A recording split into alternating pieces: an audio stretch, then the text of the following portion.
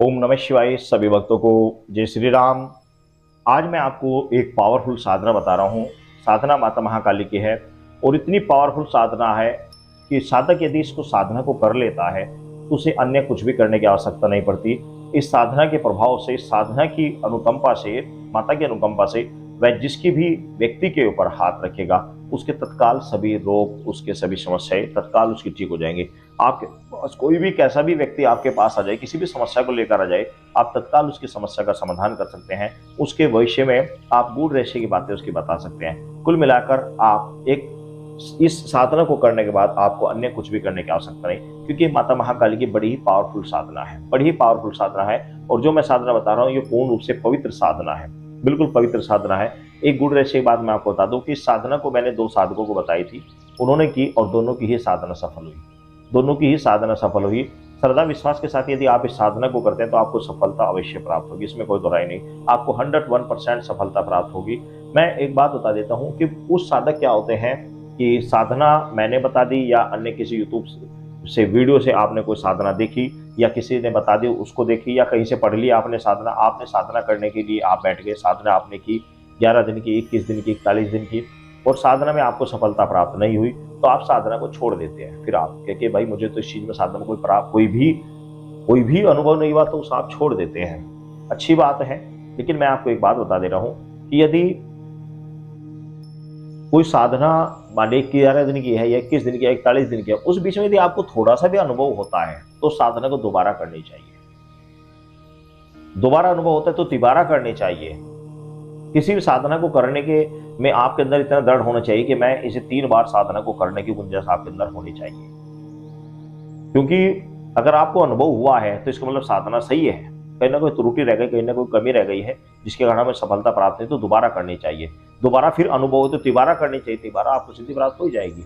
लेकिन वैसे एक बार में ही हो जाती है। लेकिन मैं एग्जाम्पल बता रहा हूँ, यदि कर कोई अनुभव नहीं होता बिल्कुल भी तो फिर साधना ना करें, फिर छोड़ दे उस साधना को, उस साधना को छोड़ दे। इसका मतलब उसमें मंत्र सही नहीं बताएगा, इसका मतलब उसमें विधान सही नहीं बताएगा, उसको छोड़ दे। लेकिन यदि आपको एक बार भी अनुभव होता है तो आप समझ जाइए कि यह साधना बिल्कुल सही है और इसको मुझे करना चाहिए। क्योंकि आपने देखा होगा हमारे ऋषि मुनि सैकड़ों वर्षों तक तपस्या किया करते थे। सैकड़ों वर्ष तपस्या आराधना करने के बाद उन्हें कोई सिद्धि साधना में सफलता प्राप्त होती थी, सिद्धि साधना उन्हें प्राप्त होती थी। तो हम उनसे तो कहीं गुना अति उत्तम है कि हमें कुछ समय में ही कोई सिद्धि प्राप्त हो रही है, तो हम तो बहुत ही अच्छे माने जाते हैं। कारण क्यों? क्योंकि कलयुग में जो सतयुग में जाप किया जाता था सैकड़ों वर्षों में, वो त्रेता युग में कम जाप करने पर फल मिलता था। इसी प्रकार द्वापर में और भी कम जाप करने पे वही फल मिल जाता था, और कलयुग में तो बहुत ही थोड़े जाप करने से वही फल मिल जाता है जो सतयुग में सैकड़ों वर्षों तपस्या करने पर मिलता था।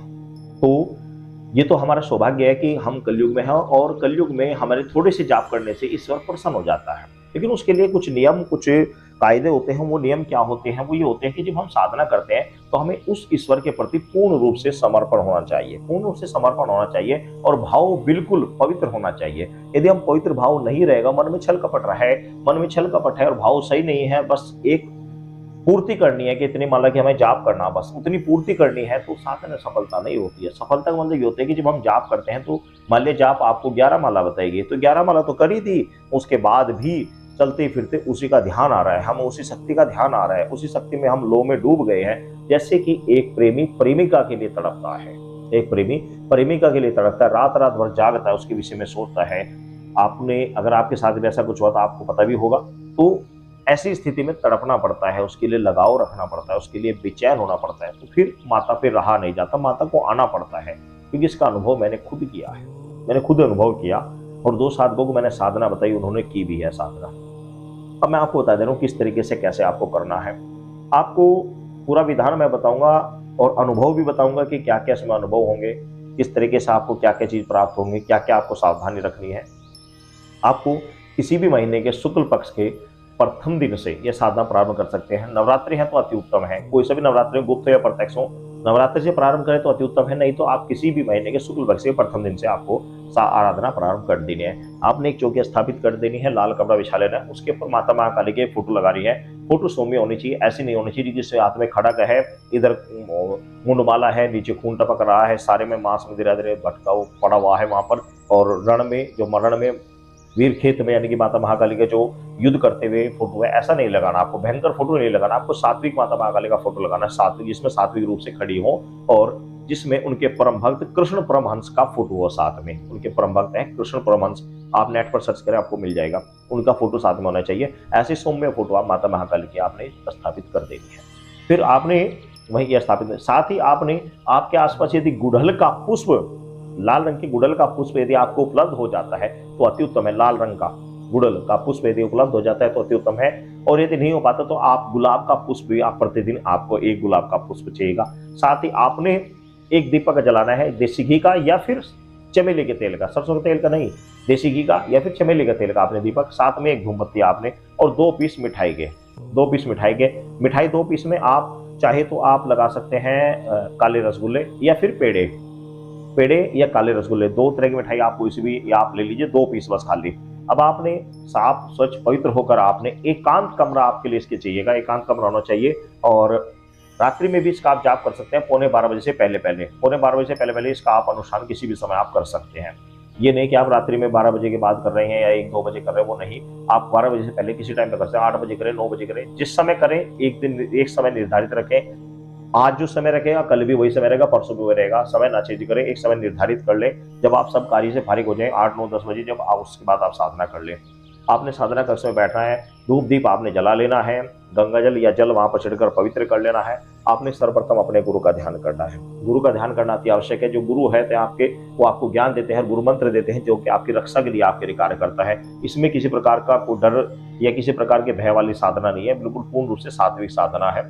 लेकिन इसमें क्या क्या अनुभव होते हैं वो अभी समझने वाली बात बहुत जरूरी होती है। यदि आपके गुरु नहीं है तो आप भगवान शिव को या हनुमान जी को अपना गुरु माने। लेकिन जिस प्रकार मैं वीडियो बनवा रहा हूं, मैं आपको बता रहा हूं, तो आप मुझे गुरु मानकर करते हैं तो ये साधना इस तरह के गुरु नहीं बनते, क्योंकि गुरु एक आशीर्वाद देते हैं, एक मंत्र देते हैं, वो गुरु माने जाते हैं। आप वैसे गुरु किसी को भी कहिए, आप किसी को भी गुरु कह रहे हैं वो कोई बात नहीं है। गुरु आप सबको कहें, गुरु जी सबको कहें, कोई बात नहीं है। लेकिन वास्तव गुरु वो होता है जो सर के ऊपर हाथ रखता है, जो उनको मंत्र देता है, वह गुरु कहलाता है। और नहीं वह तो आप ईश्वर को गुरु मानकर आप इस साधना का ध्यान करें। पहले गुरु का ध्यान करें, उसके बाद में आपने गणेश जी का ध्यान करें। ओम श्री गणेशाय, श्री गणेशाय, श्री गणेशाय, श्री गणेश भगवान का ध्यान, भगवान शिव का ध्यान करें। ओम नमः शिव पंचाक्षरी मंत्र भगवान शिव का ध्यान करेंगे। उसके बाद में आपने जल लेना है, थोड़ा हाथ में जल लेना है, थोड़े से चावल डालने हैं, और चावल डालकर आपने आह्वान करना है कि मैं अपना नाम लेना है कि मैं शिवनाथ, अपने पिता का नाम लेना है। अपने पिता का नाम लेने के बाद ये पिता का नाम अमुक, उसके बाद में आपने माता महाकाली से प्रार्थना करनी कि माता महाकाली, मैं आपकी 41 दिन की ये साधना प्रतिदिन 1100 मंत्रों का जाप का संकल्प लेता हूं।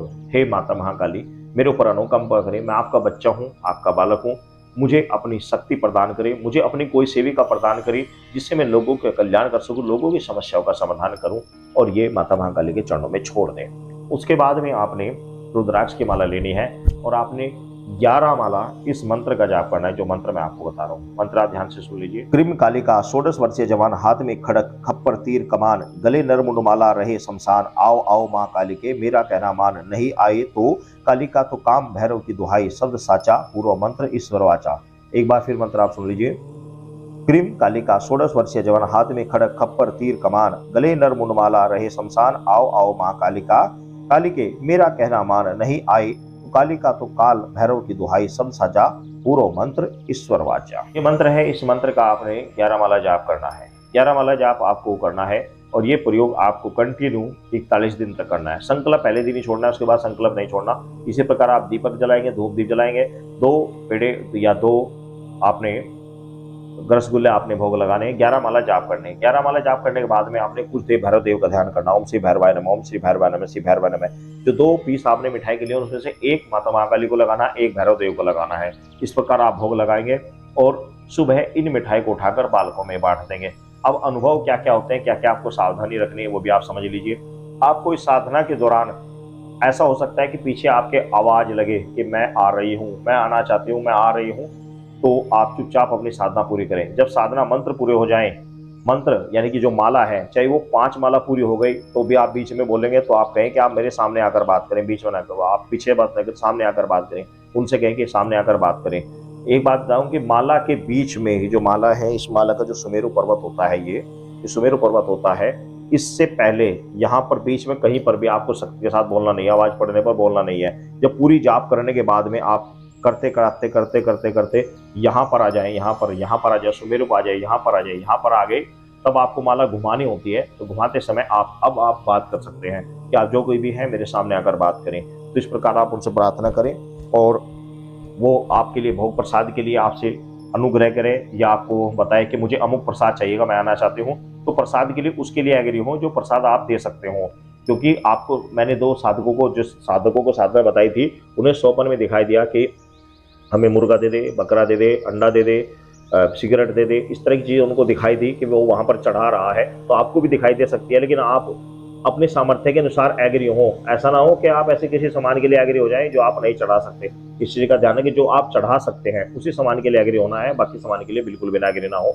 जो आपको लगे कि हाँ मैं ये चढ़ा सकता हूँ, उसी सामान को आप एग्री हो, एक्स्ट्रा ना हो, ठीक है ना। वैसे सात्विक सामान के लिए होना चाहिए, जैसे कि कढ़ाई, माता महाकाली की देसी घी की कढ़ाई, या फिर 7 प्रकार की मिठाई, लड्डू, पान, पेड़ा, रसगुल्ले, ये इन चीज़ों के लिए एग्री होना चाहिए। या ज़्यादा से ज़्यादा आप एक पौवा चढ़ा सकते हैं, इन चीज़ों के लिए एग्री होना चाहिए। लेकिन आप खुद ही खाते पीते हैं तो देखो फिर तो आपको शक्ति को उसी प्रकार से, आपको जब शक्ति मांगेगी तो आपको उसी प्रकार से देना होगा। लेकिन उसका भी एक नियम होता है कि 6 महीने में दूंगा, होली दिवाली पर दूंगा, या महीने में एक बार दूंगा। ऐसी गलती ना कर दें कि पता चला हर हफ्ते गए आप मान कर बैठ जाए तो मैं हर हफ्ते दे दूंगा, हर हफ्ते मैं आपको हर हफ्ते ही पढ़ाई दे दूंगा या वो दूंगा। लेकिन जिस तरह का आपका सामर्थ्य है उस तरीके से आप एग्री हो, उस तरीके से आपको मानना चाहिए। क्योंकि स्वप्न में ये चीज़ें आपको दिखाई दे जाती हैं, आपको आभास हो जाता है। स्वप्न में आपको कोई बुढ़िया दिखाई देगी, आपको आशीर्वाद देगी, आपसे वार्तालाप करेगी।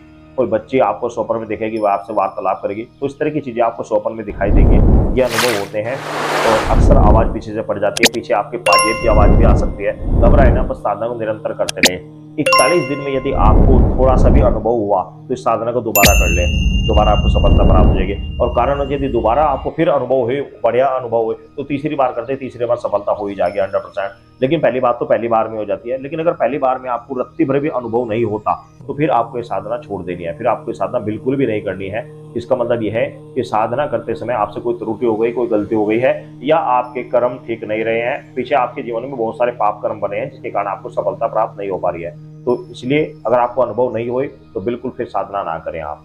तो 41 दिन साधना करें सदा विश्वास के साथ, पूर्ण रूप से सदा विश्वास के साथ, आपको सफलता प्राप्त होगी। सभी भक्तों को जय श्री राम।